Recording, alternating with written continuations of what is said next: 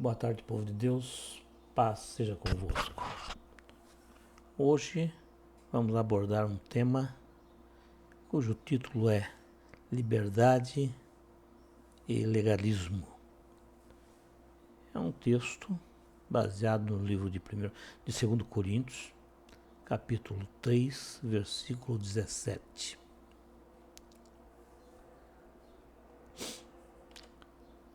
O homem, com a queda de Adão e Eva, tornou-se um escravo do pecado e também de Satanás. Foi com Cristo Jesus que Deus nos proporcionou a oportunidade de nos livrar dessa maldição.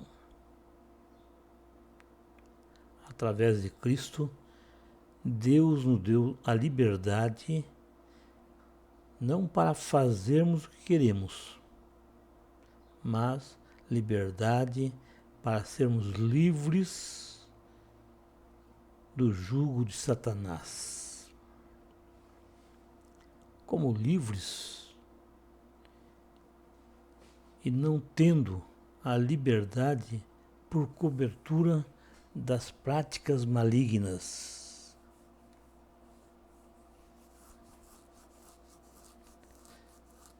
E sermos livres do jugo de Satanás.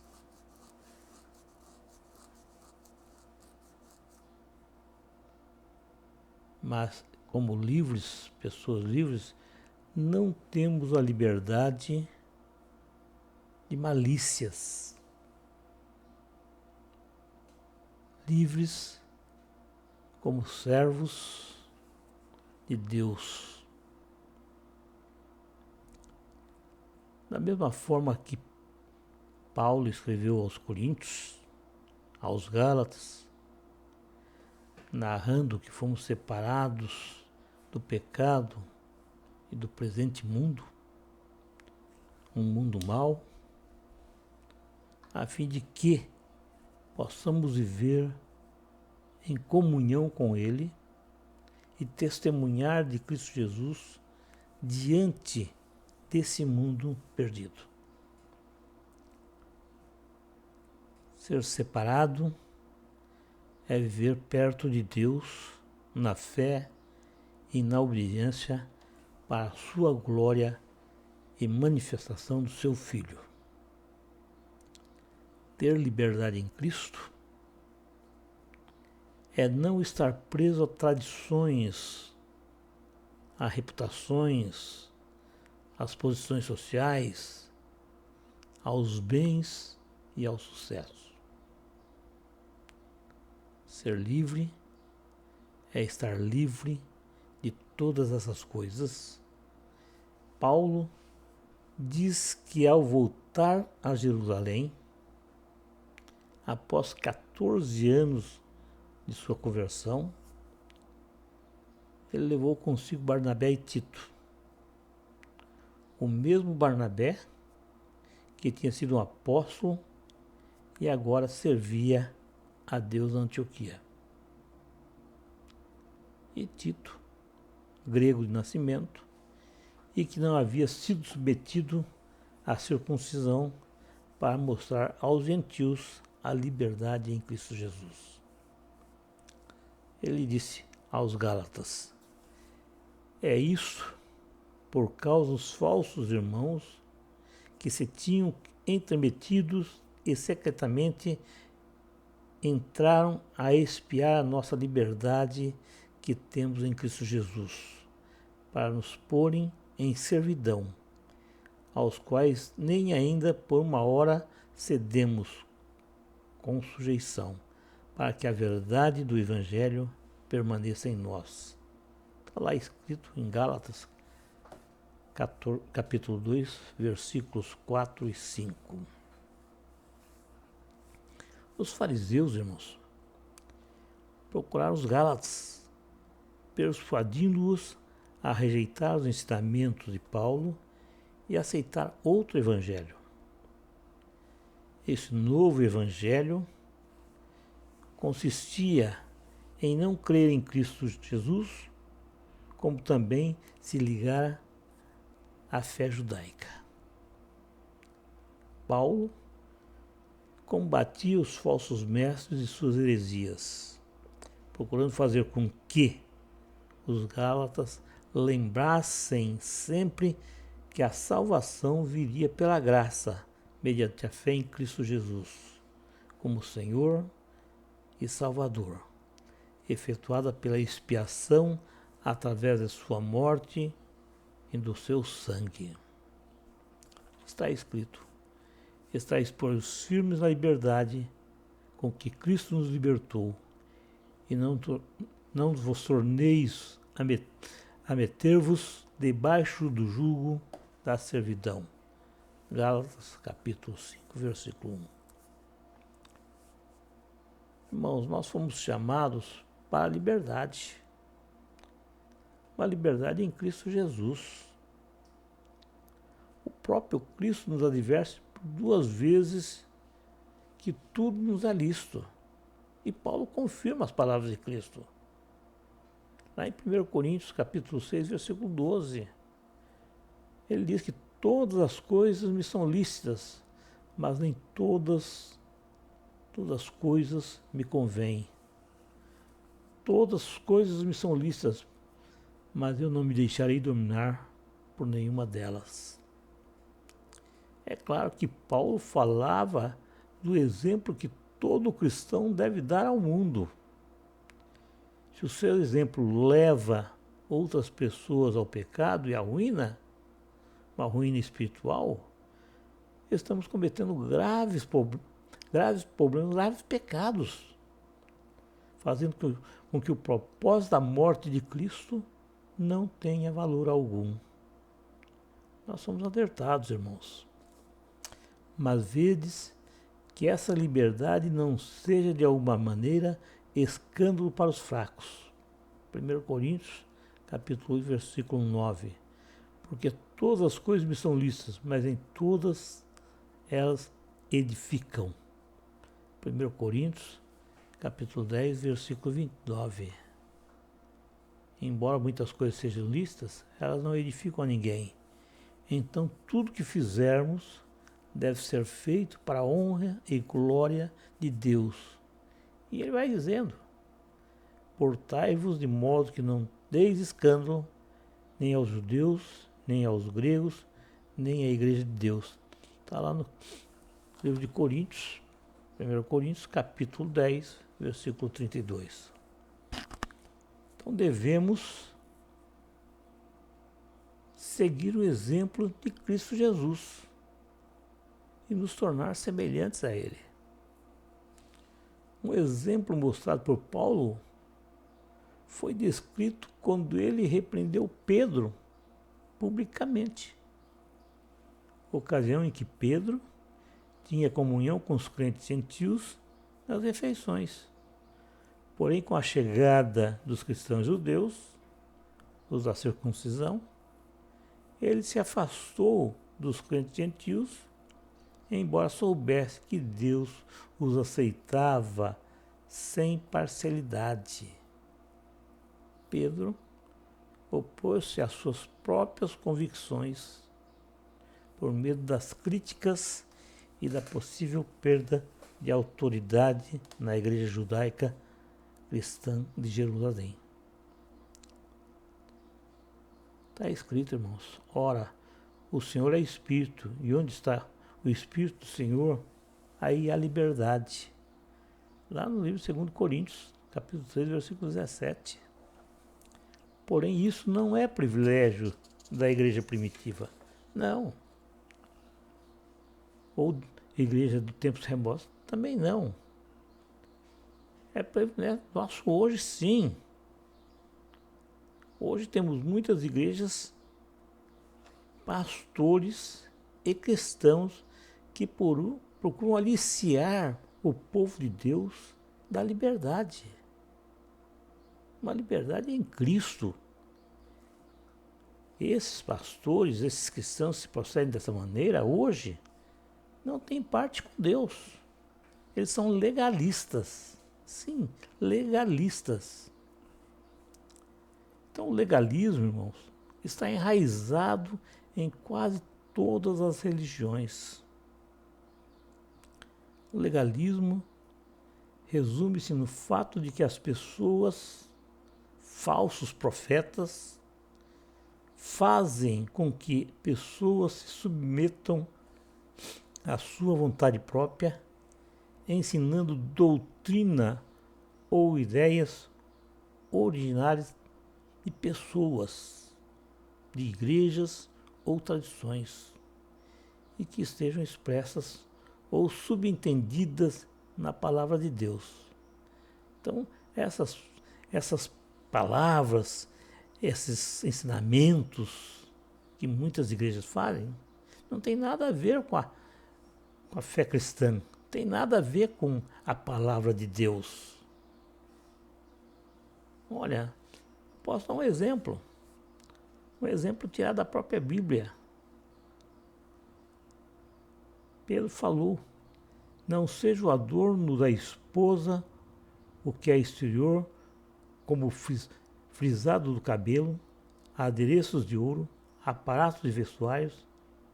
Seja, porém, o homem interior de coração unido ao incorruptível, trajo de um espírito manso e tranquilo, que é de grande valor diante de Deus. Está lá em 1 Pedro, capítulo 3, versículos 3 e 4. Infelizmente, irmãos, muitas igrejas se manifestam a respeito desses versículos e proíbem que seus membros usem enfeites, brincos, joias de ouro, que corte o cabelo. Mas isso é uma verdadeira ignorância. Alguns para demonstrar poder e conhecimento na palavra de Deus. Então, ou ele é ignorante de pai e mãe, ou ele quer mostrar que conhece muito a palavra de Deus e não conhece nada. Na verdade, Pedro não está dizendo que é proibido. Não. Ele diz que o enfeite delas, das mulheres, não seja o exterior. Não.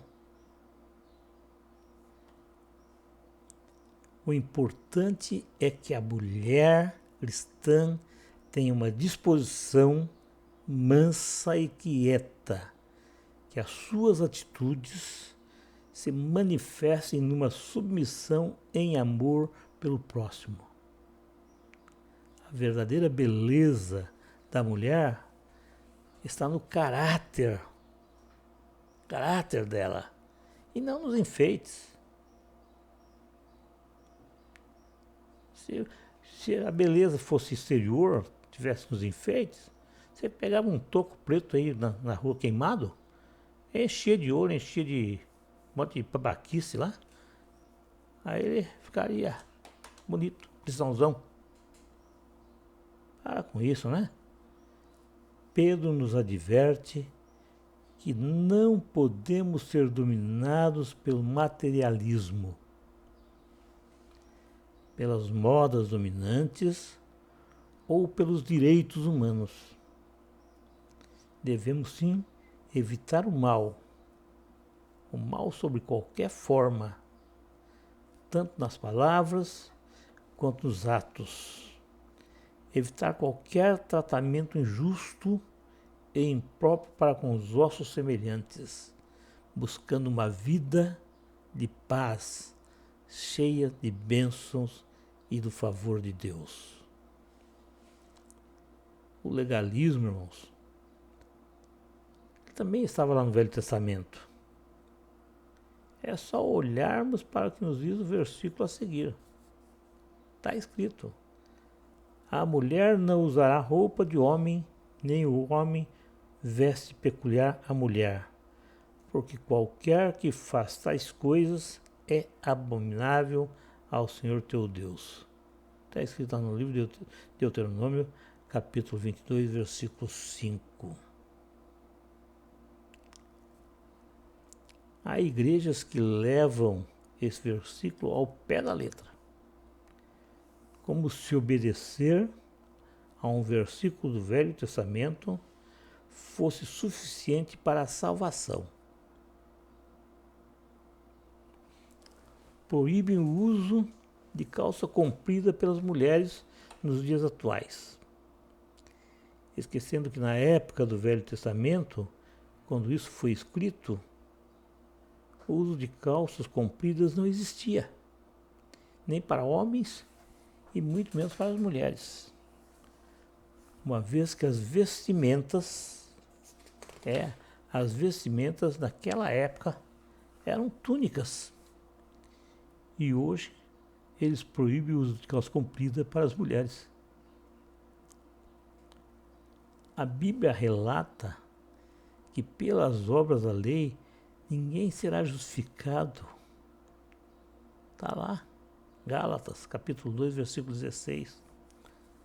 Todos pecaram e carecem da glória de Deus. Está lá em Romanos, capítulo 3, versículo 23. E vai além. Pois qualquer que guarda toda a lei, mas tropeça em um só ponto, se torna culpado de todos. Está lá em Tiago, capítulo 2, versículo 10.